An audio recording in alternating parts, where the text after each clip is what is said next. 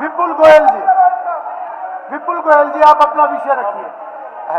अध्यक्ष जी, हमारे माननीय विधायक राम कुमार कश्यप जी ने जो ये प्रस्ताव रखा है, मैं इस प्रस्ताव का समर्थन करता हूं और जो हमारे विपक्ष के साथियों ने जिस तरीके की कानूनी प्रक्रिया से इसमें बाधा डालने की बात की, इससे उनकी फ्रस्ट्रेशन झलकती है कि किस तरीके से लोगों के अंदर भ्रांति फैलाकर, झूठ फैलाकर लोगों को पथभ्रमित करने का काम कर रहे हैं कि ये किस तरीके का कानून लेकर आए हैं। क्योंकि ये कानून वो कानून है जो इनके द्वारा लाए हुए कानून को ठीक करने का काम है, इनके क्रियाकलापों को उजागर करने का कानून था।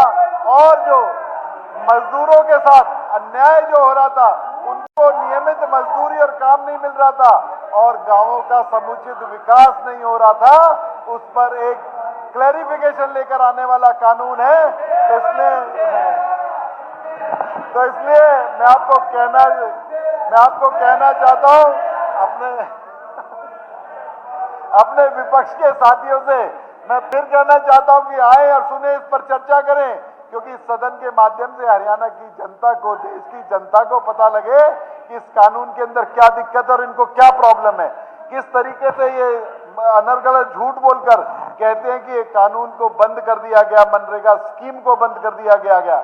माननीय नरेंद्र मोदी जी का मैं इस सदन के माध्यम से धन्यवाद करना चाहता हूं कि माननीय नरेंद्र मोदी जी ने इस लॉ के अंदर, इस कानून के अंदर एक बहुत बड़ा अमेंडमेंट लाकर एक पूरे गांवों के विकास को देश के विकास से जोड़ने का काम किया।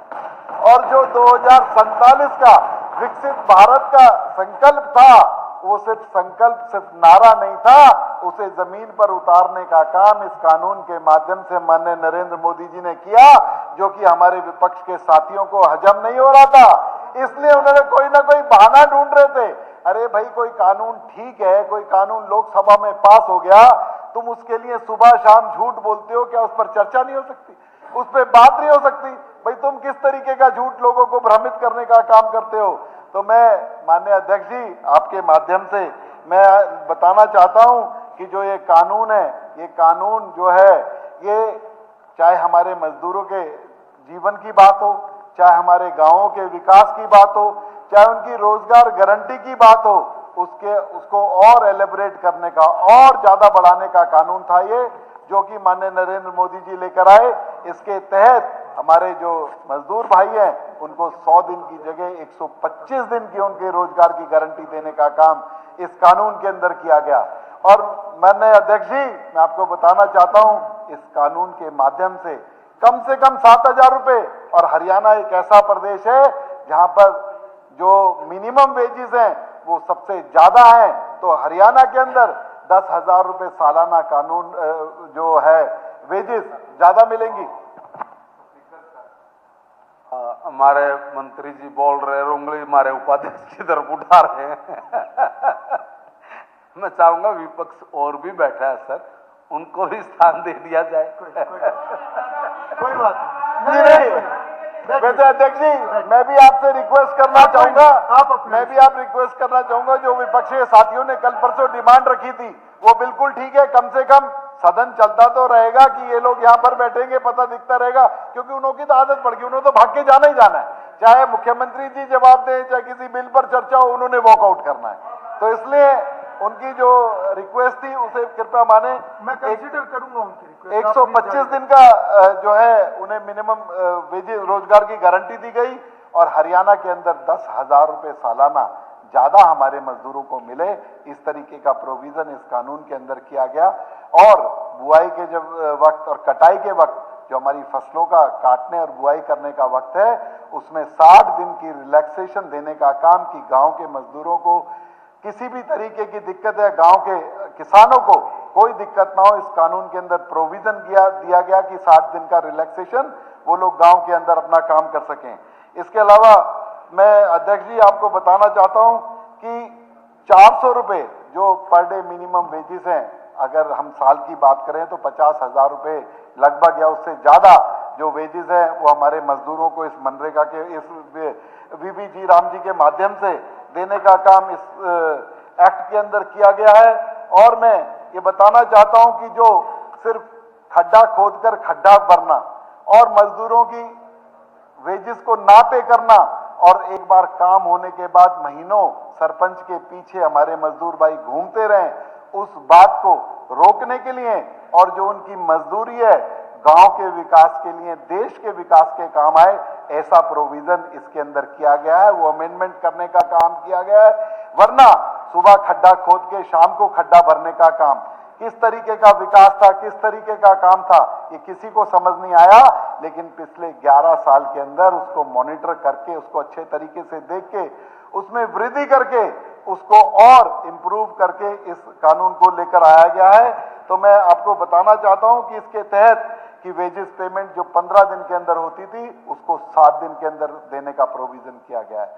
और इसमें जो डिले होती थी, जो महीनों डिले होती थी, सिर्फ अगर 2 हफ्ते की डिले मैक्सिमम हो सकती है, अगर उसके बाद डिले होगी तो उनको कंपनसेशन देने का काम भी इस कानून के अंदर किया गया है कि मजदूरी किसी तरीके से किसी मजदूर की रह ना जाए और उनको अगर डिले होती है तो उसका कंपनसेशन भी दिया जाए और जिम्मेवार अधिकारी को दंडित किया जाए। इस तरीके का प्रोविजन इस कानून के अंदर दिया गया है और इसमें क्लियर मैसेज दिया गया है, फेक वर्कर नहीं होगा, फेक वर्क नहीं होगा और फेक पेमेंट नहीं होगी। इसके लिए इसे मॉनिटरिंग करने का जो प्रोग्राम है वो भी किया गया है, उसको डिजिटल माध्यम से वर्क मॉनिटरिंग करने का, रियल टाइम डैशबोर्ड बनाने का कि पब्लिक मॉनिटरिंग भी उसमें के अंदर हो सके, इस तरीके का प्रोविजन किया गया है।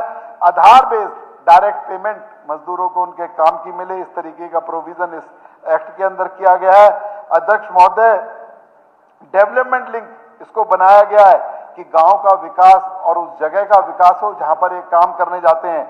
Work security project, rural infrastructure, livelihood assets, climate adaptation और डिजास्टर मैनेजमेंट वर्क जैसे काम उन मजदूरों से लिए जाएं, इस तरीके का प्रोविजन किया गया है। वो और वर्क जो है लॉन्ग टर्म प्रोडक्टिविटी का हो कि 200 दिन तो काम करें, उसके 100 दिन तो काम करें, लेकिन वो काम ऐसा हो लॉन्ग प्रोडक्टिविटी का हो, इस तरीके का प्रोविजन इस बिल के अंदर किया गया है।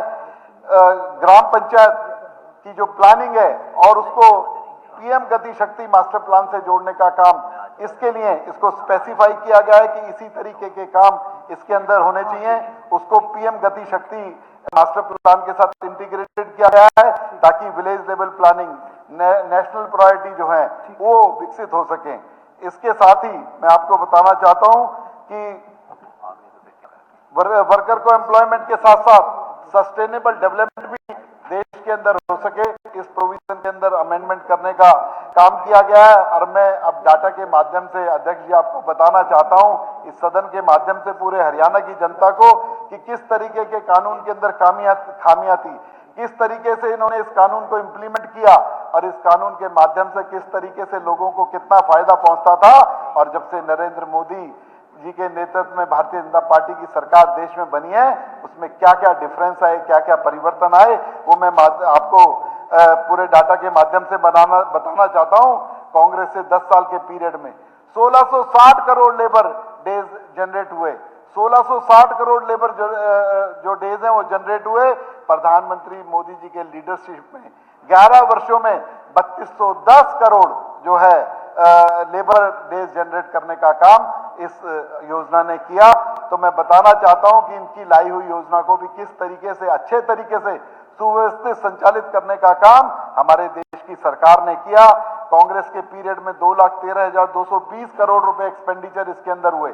10 साल के अंदर 2,13,220 करोड़ रुपए का जहां पर भुगतान हुआ, वहां पर मोदी गवर्नमेंट के पीरियड में 8,53,811 करोड़ रुपए एक्सपेंडिचर करने का काम हमारे देश की सरकार ने मजदूरों पर, गांव के विकास के लिए किया। और 1,15,00,000 से जो काम कांग्रेस के राज में 10 साल में 1,15,00,000 काम जिनको पूरा करने का काम मनरेगा के माध्यम से किया, वहीं मोदी सरकार आने के बाद उसी पीरियड के अंदर 8,62,00,000 कामों को पूरा करने का अंजाम इस माध्यम से किया गया। तो कितना बड़ा परिवर्तन, कितना बड़ा काम। एसेट क्रिएशन जो रेशियो थी वो कांग्रेस के राज में 17.6 थी, जिससे कि एक एसेट क्रिएट होती थी इन मजदूरों के काम करने से। वहीं मोदी सरकार में एसेट क्रिएशन 62.9595 बढ़ाने का काम हमारे देश की सरकार ने किया। इसे किस तरीके से सुव्यवस्थित और संचालित करने का काम किया। ये केवल बजट का डिफरेंस नहीं है, ये आंकड़ों का काम नहीं है, ये इंटेंशन का डिफरेंस है कि किस तरीके की इंटेंशन हमारे देश के विकास के लिए, इन मजदूरों के जीवन के लिए और इन मजदूरों के काम को एक्नॉलेज करने के लिए हो, वो मोदी सरकार ने किया। और मैं आपको हरियाणा के बारे में भी, हरियाणा के मॉडल जो मनरेगा के अंदर अडॉप्ट किया गया, उसमें भी परिवर्तन आपको आंकड़ों के माध्यम से बताना चाहूंगा। 2014 से अक्टूबर 2025 तक हरियाणा में हमने वर्कर को 5,000 करोड़ रुपए से अधिक पेमेंट किया, जबकि कांग्रेस के समय में सिर्फ 10 साल के अंदर 2000 करोड़ रुपए का पेमेंट किया गया। इन्होंने इस मनरेगा को कोई उपयोग नहीं किया, उससे लोगों का शोषण करने का काम किया, ना ही गांव के अंदर विकास किया, ना ही मजदूरों का कोई तरक्की का साधन देखने का काम किया। कि हमने लोगों को ज्यादा काम दिया, ज्यादा काम लिया और उसके अलावा ट्रांसपेरेंट पेमेंट सिस्टम भी तैयार किया और वर्कर डिग्निटी को भी प्रायोरिटी देने का काम भारतीय जनता पार्टी की सरकार ने किया।